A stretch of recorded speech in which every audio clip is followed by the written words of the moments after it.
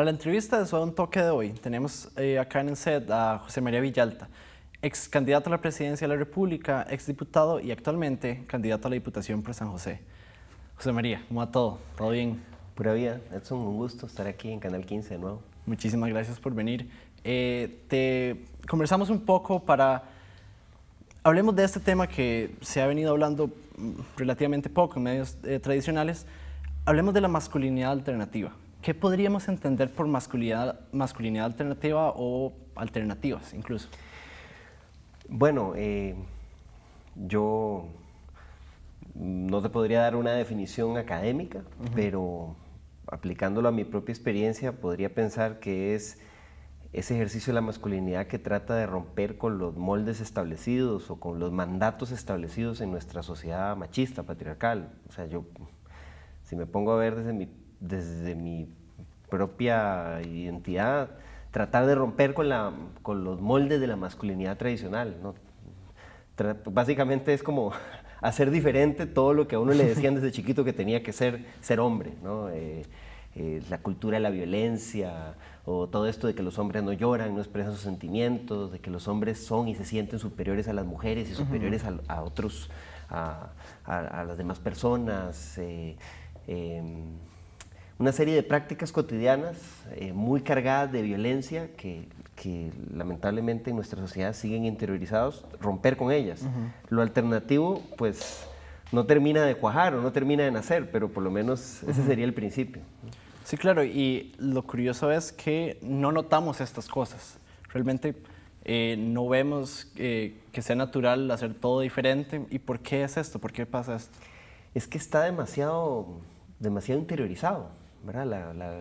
La cultura machista, la cultura patriarcal se inculca en las familias a los niños y a las niñas desde la más temprana edad y se normaliza absolutamente la violencia, ¿verdad? Yo recuerdo cuando era un niño, en mi casa se veía normal las manifestaciones homofóbicas o los chistes de superioridad del hombre o de tratar de denigrar a la mujer como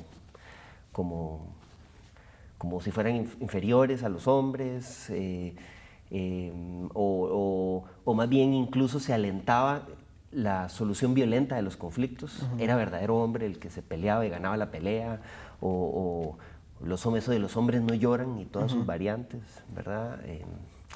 Es algo que está demasiado interiorizado en nuestra cultura y por eso se normaliza y eso es lo primero que habría que cambiar, ¿verdad? De que no es normal o no tendría que ser así. Y que eso también, si está en las familias, también tiene que ver con paternidades no hegemónicas. Hablemos un poco de eso. ¿Cómo podríamos ver esto de las paternidades responsables o no hegemónicas, alternativas? ¿Qué significa también este rollo de la paternidad? Bueno, en nuestras sociedades ya solo ejercer la paternidad implica de alguna manera una transformación, ¿verdad?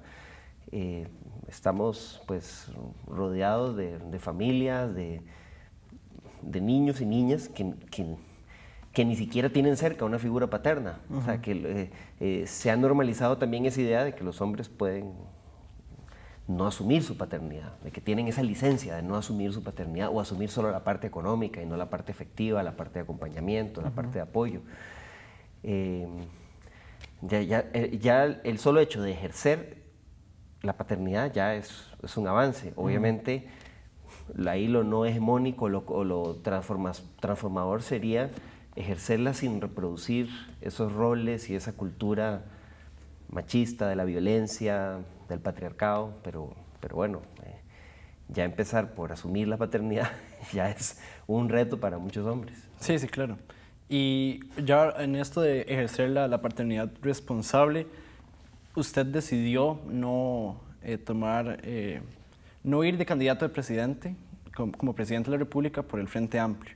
Una de las decisiones, bueno, usted dijo la decisión era por pasar tiempo con sus hijos, ejercer su paternidad de manera responsable. ¿Nos podés contar un poco de eso? ¿Cómo llegaste a esa conclusión, a esa decisión? ¿Cómo fue el proceso para decidir eso? Bueno, sobre todo yo decidí ejercer mi paternidad. Tengo 2 hijos que son lo mejor que hay en mi vida, pues son niños pequeños. Decidí primero ser su papá, estar ahí presente, estar con ellos, acompañarlos. Yo tuve una historia también de un padre que no estuvo presente en mucho tiempo, ¿no? Y pues cuando decidí ser padre, decidí romper con esa historia. Realmente lo de la decisión de la no candidatura presidencial es una decisión muy compleja. Es una decisión que tomo después de escuchar a mi familia, ¿verdad? Los pros y los contras, el sacrificio que eso implica. Asumir una candidatura de esas, el problema que tiene es que no es solo una decisión personal, por lo que uno decida hacer afecta inevitablemente a la familia por el nivel de exposición pública, mediática que hay en una campaña presidencial, donde todo se concentra en la figura presidencial. Entonces, fue sobre todo considerando eso, más que la cuestión del tiempo, porque uno igual tiene que trabajar, tiene que asumir responsabilidades, o si asume cualquier otro reto, hay que conciliar el tiempo del trabajo con sacar el tiempo para estar con los hijos. Yo lo que he descubierto es que más que la cantidad de tiempo, es la calidad de tiempo, tiempo de calidad, ¿verdad? No solo de comprar las cosas que hace falta en la casa o comprar regalos, sino tener tiempo para estar con los hijos, preguntarles cómo les va en su vida, jugar con ellos sobre todo, ¿verdad? Es casi que lo más importante. Pero más que el tiempo, en el tema de la política, es el nivel de exposición que tiene una candidatura presidencial, que no es comparable con por ejemplo, una candidatura a ningún otro cargo, ¿no? Todo sí, claro. gira en torno a la campaña presidencial. Lo vivimos en mi primera campaña y fue muy duro para la familia por el nivel de exposición, el nivel de presión que existía. Bueno, la decisión que tomamos es que, y por ahora, con los chicos tan pequeños, no estábamos preparados para volver a pasar por eso. Sí, claro. Y ahora hablando de los chicos, ¿qué cosas cambiaron después de ser papá por primera vez a ser papá por segunda vez? ¿Cómo fue el cambio? ¿Qué experiencias hubieron diferentes? ¿Cómo trataste todo eso? Bueno, el cambio radical en realidad fue de no ser papá a ser papá, ¿verdad? O sea, el cambio absoluto. De pronto uno se ve preocupándose por cosas por las que antes no me preocupaba. Antes uno era como más temerario, por ejemplo, más arriesgado incluso con la salud propia, ¿no? Ahora de pronto me veo cuidándome más porque tengo una responsabilidad mayor. De pronto me veo como una persona más sensible, que le cuesta menos expresar cosas, ¿verdad? Y de pronto me veo que al estar con ellos me conecto con historias que tenía bloqueadas de mi niñez, por ejemplo. De pronto me veo portándome más a menudo como un niño.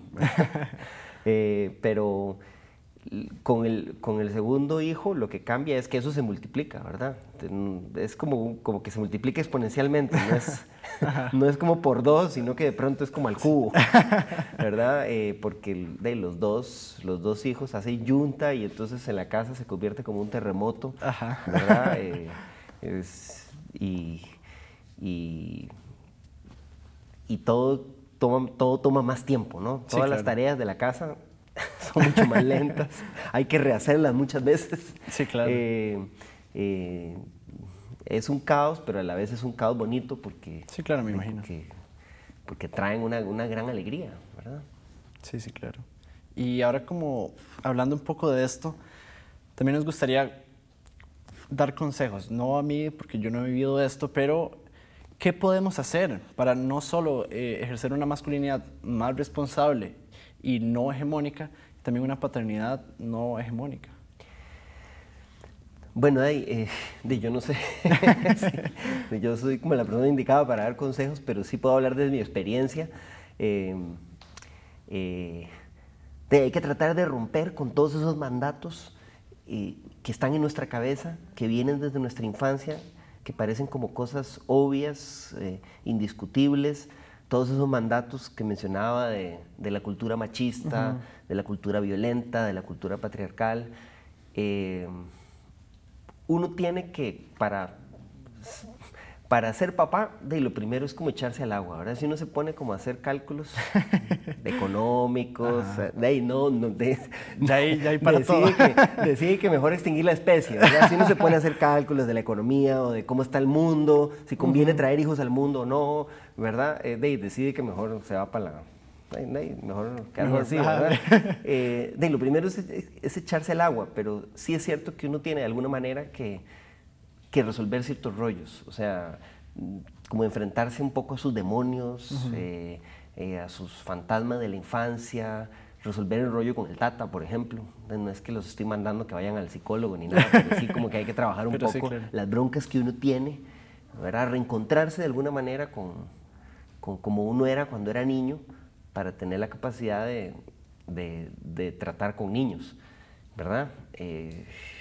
Y de recordar como cuando uno era, ¿verdad? Todo el tiempo, ¿no? A veces yo me veo como de pronto reproduciendo los discursos de mi abuelo cuando mi abuelo me regañaba, ¿verdad? Y pronto me trato de acordar cómo yo me sentía cuando me regañaba mi abuelo, ¿verdad? No era bonito. Ahí era como y entonces como que de pronto uno dice, hey, estoy haciendo lo mismo que me hicieron a mí. Entonces hay que tratar como de hacer un alto en el camino y ponerse en los zapatos de como cuando uno era niño. Sí, claro. Pero la verdad que es una experiencia, es un viaje que lo primero que hay que hacer es vivirlo y la verdad que nadie nace aprendido para eso y pues tampoco pensarlo mucho, ¿verdad? Dejarse llevar también por los impulsos, ¿verdad? Pero obviamente no estoy diciendo que se van a jalar una torta ni nada, ¿verdad? No me refiero a eso, pero... pero no sé si me entendés eso. Sí. Pero bueno, no, José María, muchísimas gracias por acompañarnos acá en Sound Talk y muchísimas gracias por tu experiencia y por todo lo que nos has compartido. Gracias a ustedes. Pura vida. Pura vida.